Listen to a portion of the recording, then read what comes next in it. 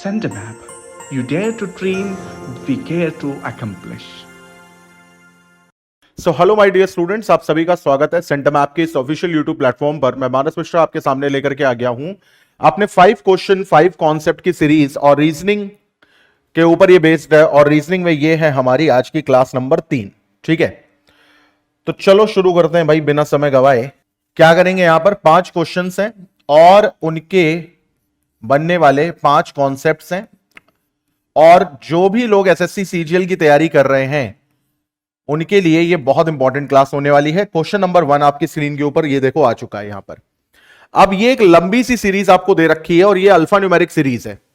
अब इस टाइप की सीरीज में क्या करना है, आपको 3 वैल्यूज दे रखी हैं और 3 वैल्यूज में 3 ऑप्शंस आपको दे रखे हैं। 4 ऑप्शन है 3-3 वैल्यूज पे।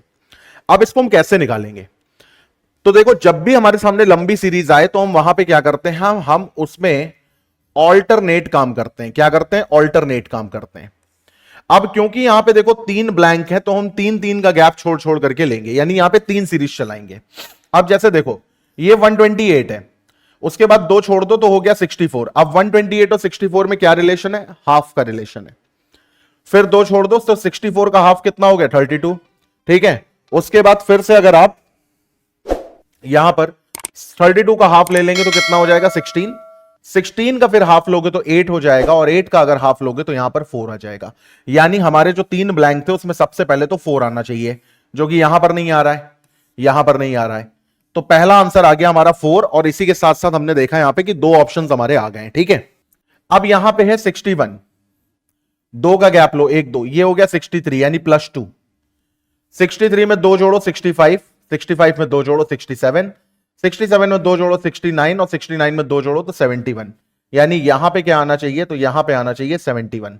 ठीक है, तो 4 के बाद 71, यानी ये भी ऑप्शन कैंसिल आउट हो गया। करेक्ट आंसर हमारा क्या हो गया, डी ऑप्शन। हमने पूरा कैलकुलेट भी नहीं करा, डायरेक्टली हमने आंसर निकाल दिया।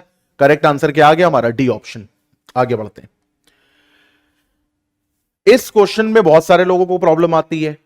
इसको हम कहते हैं लेटर सीरीज, लेकिन इसको पेयर फॉर्मेशन भी कहते हैं, क्योंकि यहां पर आपको क्या करना होता है, यहां पर आपको पेयर बनाना होता है ना। तो ऐसे कई प्रकार के क्वेश्चन मैं आपके अभी सॉल्व कराऊंगा इसी सीरीज में लेकर के। सबसे पहले देखते हैं यहां पर क्या है। ए है, डैश है, एन है, फिर डैश है, फिर बी है, फिर डबल डैश है, फिर एनसीबी है, और फिर 1 2 और फिर एनसीबी है। अब इस टाइप के क्वेश्चन को भाई करेंगे कैसे, सबसे पहले ये समझो।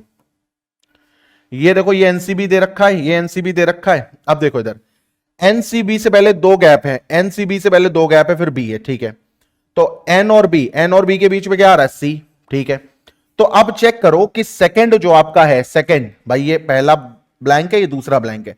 दूसरे ब्लैंक में कहीं पर सी आ रहा है, यहां पर तो नहीं आ रहा है, यहां पर भी नहीं आ रहा है, यहां पर भी नहीं आ रहा है। आंसर आ गया, बात खत्म। समझ में आई बात। इस तरीके से करने की कोशिश करेंगे, बाकी पैटर्न तो फिर आप बाद में भी निकाल सकते हो। देखो पैटर्न कैसे निकलेगा इसमें। यहां पर अब हमने यहां पर क्या देखा कि ए के बाद फिर डैश है और एनसीबी है, तो यहां पे हमने सी कर दिया ना। अच्छा, अब यहां पर देखो इसमें रख दो पैटर्न, यहां पे क्या है, तो यहां पे कह रहा पहले बी होगा, फिर सी होगा, फिर ए बी होगा, और फिर ए बी होगा। अब पैटर्न देखो यहां पर क्या है, A B N, C B A, C B A, ठीक है, फिर बी, फिर एनसीबी, ए बी एनसीबी। तो अगर हम देखें यहां पे तो हमें दिख रहा है यहां पे A B NCB, A B NCB, A B NCB, ये पैटर्न है। चाहो तो आप डायरेक्टली कह सकते हो A B NCB, A B NCB, लेकिन इस टाइप के क्वेश्चन में क्यों पेयर बनाएं, क्यों पता करें कि क्या बन रहा है, जब सीधे हम ऑप्शन एलिमिनेट कर सकते हैं। हमको एग्जामिनर हिंट दे रहा है तो हम एलिमिनेट करके आगे बढ़ेंगे। अब देखो भाई यहां पर एक क्वेश्चन हमारे सामने आ गया फिर से लेटर सीरीज का, और यह कह रहा है कि बीसी बन रहा है सीडीई, और फिर यह बन रहा है डीई, फिर यह बन रहा है ईएफजी, फिर यह बन रहा है एफजी।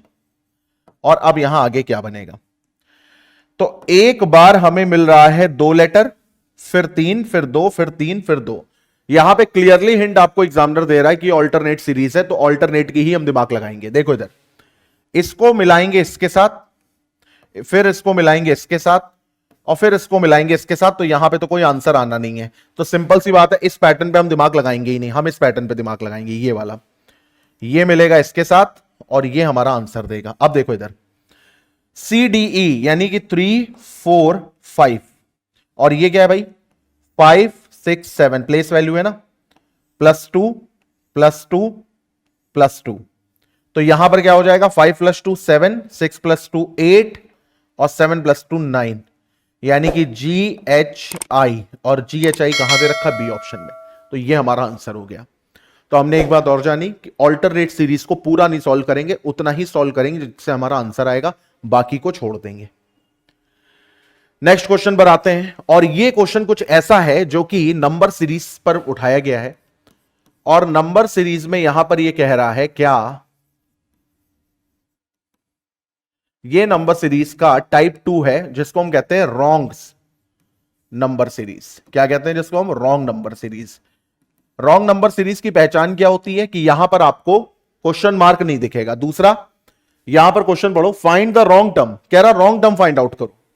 तो जरा देखते हैं भाई रॉन्ग टर्म हम कैसे फाइंड आउट करेंगे। यहां पे पूरा क्वेश्चन लिखते हैं, 25 23 27 19 34 3 67। कई लोग क्या करेंगे, 3 पे टिक लगा देंगे, कहीं 3 मैच नहीं कर रहा, ऐसे नहीं करना है। देखो इधर, यहां पे क्या हो रहा है भाई, -2 हो रहा है, यहां पे क्या हो रहा है, -4 हो रहा है, यहां पर क्या हो रहा है, -7 1 8 हो रहा है, ठीक है। तो यहां पर क्या हो रहा है, 19, एक इधर, एक मिनट, -2 + 4 हो रहा है ना, सॉरी, हाँ, फिर -8, अब 19, एक इधर, और 20 और 14, ये हो रहा है +15, और ये क्या हो रहा है भाई, 34 में से 3, ये हो रहा है -31, ठीक है, और ये क्या हो रहा है, +64। तो अब देखो यहां पर हमको एक आइडिया मिल रहा है। क्या आइडिया मिल रहा है, एक हिंट हमें यहां पर मिल रहा है, ध्यान से देखना। यहां पे मिल रहा है -2 + 4 फिर 8, तो यहां पे +15 की बजाय +16 होना चाहिए था ना। अब ये बताओ, 9 में अगर हम 16 जोड़ेंगे तो हमको यहां पे 34 की जगह क्या मिलना चाहिए था, 35 मिलना चाहिए था। इसका मतलब 34 ही हमारा गलत है। 34 की जगह यहां पे 16 जोड़ने पर हमें क्या मिलना चाहिए था, 35 मिलना चाहिए था, लेकिन यहां पे 15 जोड़ लिया गया। अच्छा ठीक है, अब ये देखो यहां पे हम -32 करेंगे, 35 में -32 करो, देखो 3 आ रहा, सही आ रहा है, 3 में +64 करो, ये आ रहा है, सही आ रहा है। तो ये हमारा रॉन्ग नंबर सीरीज था। याद रखना, मिसिंग नंबर सीरीज से थोड़ा टफ होता है रॉन्ग नंबर सीरीज, तो इसकी अच्छे से प्रैक्टिस हम लोग करेंगे, क्योंकि ये सीजीएल मेंस तक में पूछा जाता है। और अपने लास्ट क्वेश्चन पर आते हैं। ये क्वेश्चन क्या है भाई, ये कह रहा है Sandhya is born on August 15 and Meena birthday on 25 June. तो संध्या का जो जन्मदिन है वो है 15 अगस्त, ठीक है, एंड मीना का जो बर्थडे है वो है 25 जून। तो हमने यहां पे लिख लिया कि मीना का जो बर्थडे है वो है क्या, 25 जून। मीना का जो बर्थडे है वो वेंसडे को है, तो मीना का जो बर्थडे है वो वेंसडे को है। तो अब पूछा जा रहा है कि संध्या का जन्मदिन कब होगा, बर्थडे कब होगा।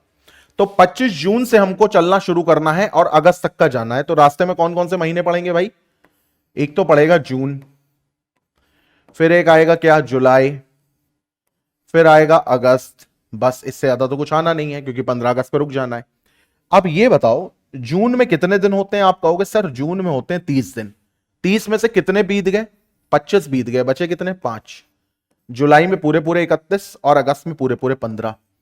सबको जोड़ने का कोई फायदा नहीं, क्योंकि हमको क्या करना है, वीक्स को कट डाउन करना है। तो हफ्ते काटने, तो हफ्ते काटो। सबसे पहले 7 से डिवाइड करो, रिमाइंडर आएगा 3, 7 से डिवाइड करो, रिमाइंडर आएगा 1। नाउ 5 + 3 8 और 8 + 1 9, 9 7 से बड़ा है, तो 7 से डिवाइड करो, रिमाइंडर आएगा 2। अब क्या करेंगे हम, वेंसडे में 2 जोड़ देंगे। जोड़ेंगे क्यों, क्योंकि हम आगे जा रहे हैं। तो वेंसडे में 2 जोड़ोगे तो करेक्ट आंसर क्या आ जाएगा, फ्राइडे। क्लियर हुई बात। अब इसके ऊपर लोग 75 ट्रिक बताते हैं कि ऐसे शॉर्ट कर लेंगे, वैसे शॉर्ट कर लेंगे। क्यों शॉर्ट कर लेंगे, जब डायरेक्टली हो रहा है तो डायरेक्टली करेंगे। हालांकि कैलेंडर की बहुत सारी ट्रिक्स हैं जो कि हम लोग इसी सीरीज में धीरे धीरे करके समझेंगे। तो इसी के साथ 5 क्वेश्चन 5 कॉन्सेप्ट की सीरीज खत्म होती है। आई होप आपको ये पसंद आई होगी। पसंद आई हो तो लाइक करिए, शेयर करिए, सब्सक्राइब करिए, और टेलीग्राम चैनल है जिसका लिंक आपको डिस्क्रिप्शन बॉक्स में दिया हुआ है, उसको भी ज्वाइन करिए। वहां पर भी इसका PDF आपको मिल जाएगा। So thank you for giving me your time. God bless you all. Bye. Take care. Have a nice day.